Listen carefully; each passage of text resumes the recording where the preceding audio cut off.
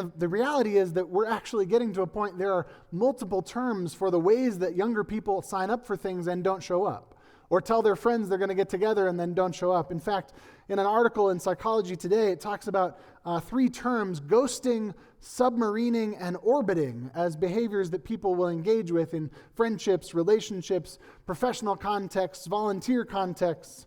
Right? Ghosting is what happens when somebody signs up for something or tells somebody they're going to get together, and then they just don't show up, right? They just vanish in an instant.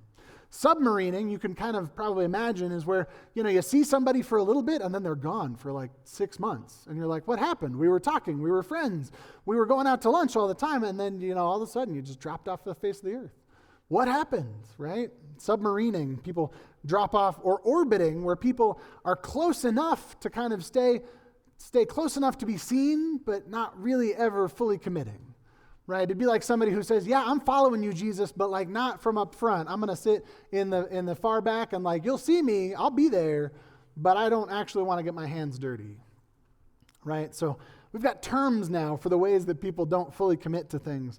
It's a problem. It's a challenge for us in the modern context, and certainly amongst people my age and younger. These behaviors show up in our faith life too, right? As we think to ourselves, I'm going to commit to this thing, but don't really ask ourselves, what does it cost to follow Jesus? Now, I want to make a really important announcement here. I am not one who thinks that you have to be in church but in the pew every single week, or else it's a problem, right? I recognize people have lives, things are going on. You go on vacation over the summer, you're visiting your kids, your grandkids. I can't expect to take you away from grandkids, right? No sermon is good enough to combat you visiting your grandkids. And you can watch me online later, right? The grandkids online later, not nearly as fun. So I get it. Life happens. But the question is, are we committed with our full selves and our full hearts? Or are we just kind of toes in the water?